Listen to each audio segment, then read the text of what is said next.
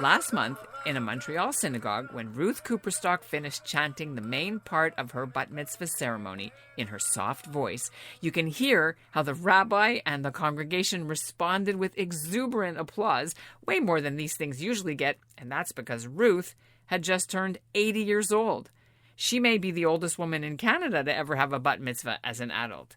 She studied on her own, and then with an adult B'nai Mitzvah class at Dorshei Emet Synagogue as part of the Reconstructionist Judaism movement's program marking the 100th anniversary of the first bat mitzvah in North America.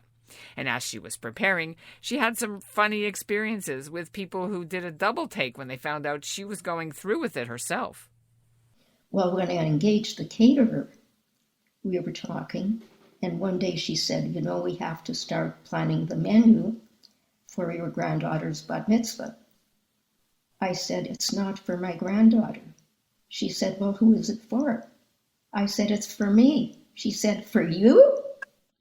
I said, yes. So that was quite a thing. I'm Ellen Besner, and this is what Jewish Canada sounds like for Tuesday, July the 12th, 2022. Welcome to the CJN Daily, sponsored by Metropia.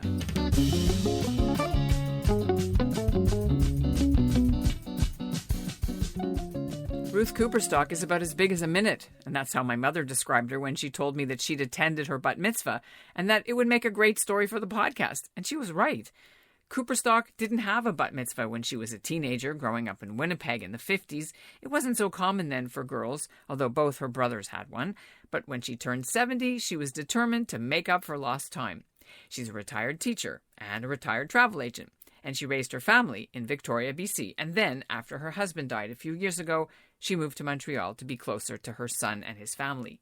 She lost her voice for about 4 months, and she had to have a lot of speech therapy to get it back, but Cooperstock didn't let her medical problems or the pandemic stop her from answering her family's challenge to have her own bat mitzvah 68 years late. Coming up, we'll meet her and hear how she's inspired other older women to copy her example.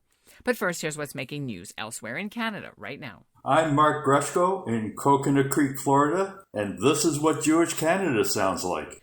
You may have missed it last month when it happened, but just before Parliament went on summer break at the end of June, the Canadian government officially outlawed Holocaust denial.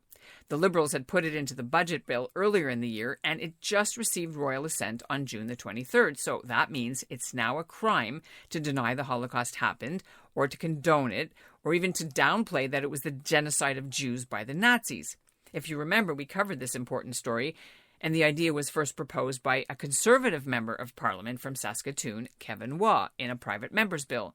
So that means Waugh's own bill is dead, but he says that's okay since the budget proposal is pretty much word for word his. Waugh did actually have to vote against the budget bill for party politics reasons because he's in the opposition, but he told me yesterday he's really happy that it went through because the bill was needed. The maximum penalty for anyone convicted is 2 years. And just before we bring in Ruth Cooperstock, I need to tell you that because of the whole Rogers internet being down all last Friday, I had to interview her at my friend's house using my phone and not in my normal studio. So apologies for the audio. Well, mazel tov on your bat mitzvah. Congratulations. I don't have candy to throw at you, but I'm virtually throwing candy at you. Thank you very much. Did anyone throw candy when you did your bat mitzvah? Yes, plenty. I had a duck. So let's talk a bit about this experience. How did this all get started? Where did the idea come from that you were going to have a bat mitzvah?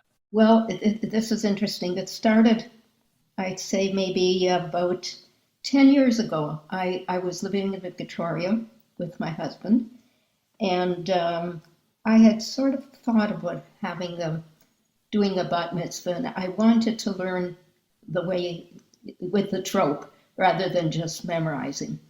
So I talked to some people at the synagogue I was going to, and they said, well, you can get these things online. So I tried learning on my own, and that was not a very successful venture. So I thought about hiring a teacher, and then things just didn't happen. My daughter had actually talked about having a 3-generational bat mitzvah with myself, her, and her 2 young girls. That didn't materialize. And when my husband suddenly passed away, my son, when at the Shiva, asked me to come and live with him and his family. And I was in shock. So I said yes. And I came here and joined Dorshei Emet. And my 2 grandsons had their bar mitzvahs. After the second, I audibly voiced my feelings. And I said, I would have liked to have a bat mitzvah. And my daughter-in-law said, "You're going to have one." This was right at the bar mitzvah. Before it was over, she started telling everyone that Ruth is having her bat mitzvah. She's next. I have to tell you what else happened.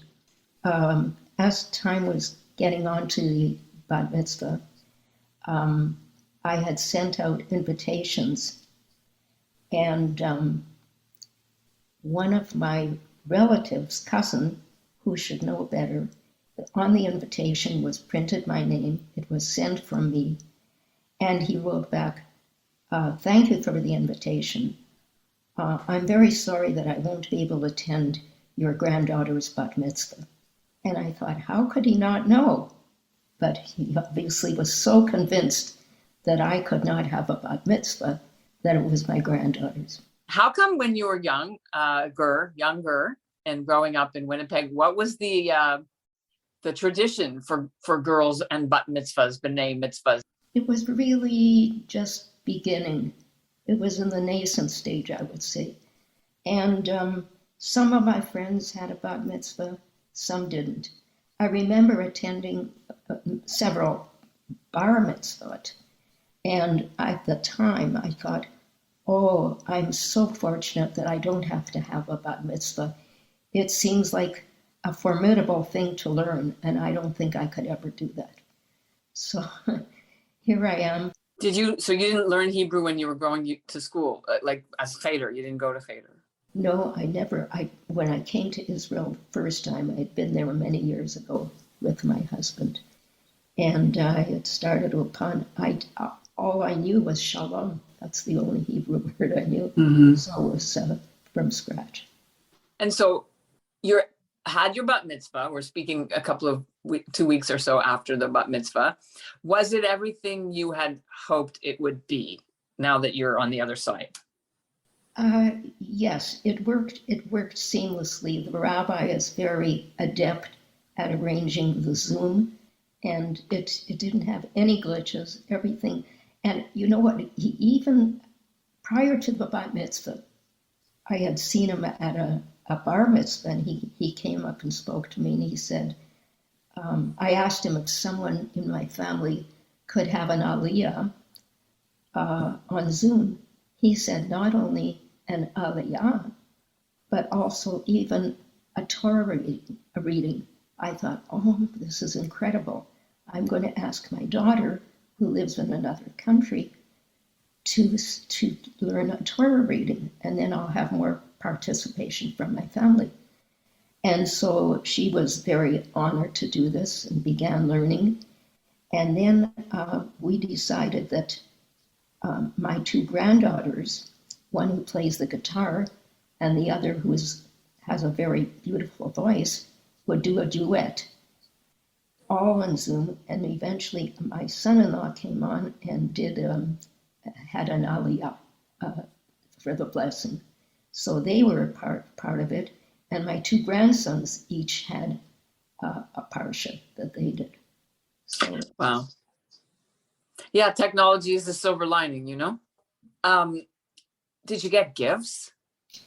No, I asked that there should be no gift. If anyone was thinking of making, doing a gift, that they would do a donation to CHW, which is Canadian Hadassah Weetzel. So did you have a party with like the DJ, the photo booth, and all that stuff? You know?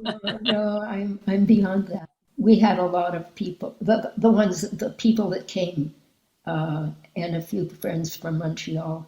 We had a lot of meals, a lot of gatherings. So we had a lot of fun that way. So now that you've had one, what happens now? What's your next challenge? I felt, how can I go on with life without my teacher, Cantor Heather, and learning trope and learning the parshat. So I've been thinking that I might resume my learning to do another Torah reading at one time, not about mitzvah, but Torah reading. I'm also going to, as I started thinking, I'm going to learn another language or perfect it. And What language is that? Spanish. Spanish. What, last thing, because I've kept you long enough, but what sort of legacy or message do you think having a bat mitzvah at 80 shows to other people who might be, interested in doing it, even though they are later in life? What would you say to them? Well, I will say what was said to me after at the Kiddush luncheon. People came up to me, and one woman, I guess wasn't as old as I was, but said to me that you have inspired all of us older women that we can do it too. So I felt very, very thankful for that comment. And that's what Jewish Canada sounds like for this episode of the CJN Daily, sponsored by Metropia. Integrity, community, quality, and customer care. Today's listener shout-out goes to our contributor at the CJN, Aaron Heller, and to the entire family of the late Mickey Heller. Mickey was a Second World War veteran from Toronto, and you might have read Aaron's story about him in the CJN on Remembrance Day last winter. Mickey turned 100 then, and his grandson wrote about Mickey being in the RCAF and how he contributed to a memorial for Jewish veterans that's located outside of the Prosserman Jewish Community Centre in Toronto. Mickey died on Thursday, and his funeral was Monday. So thanks for listening to the CJN Daily, and thanks to Ruth Cooperstock. Good for her. It's never too late. I was the only girl in my class to have had a bat mitzvah, although I don't remember much because I had strep throat and a really high fever. But I did learn all the tropes, and I chanted the Haftorah, and I still have that little booklet with all the notes, and I can still read any Haftorah today. So we'll end the show with Ruth Cooperstock's Rabbi Boris Dolan, who calls her bat mitzvah one to remember. So it's not entirely rare that we have adult bat and bar mitzvahs in our community. I'd say every few years we have a few, but this was definitely a unique one. I mean, for Ruth, being at her age with such great wisdom and such incredible life experiences to celebrate her bat mitzvah, it really was a blessing for our community. This started, the Reconstructionist movement had a program over the course of a year in honor of the 100th anniversary of the first bat mitzvah, at least in the United States. Mordechai Kaplan's daughter in 1922 had the first bat mitzvah in the U.S. So there was a year-long program of classes, workshops, and celebrations in honor of this. So Ruth, along with, I think there were 15 other students or so, studied with me once a month, learned about some key tenets of Judaism from a Reconstructionist perspective. And we had a smaller group of people who decided to learn to and prepare to do a bar bat mitzvah ceremony on their own. So Ruth is the first of these, but we definitely will have a few more coming. And definitely with her age and wisdom and her life story, it was one to remember.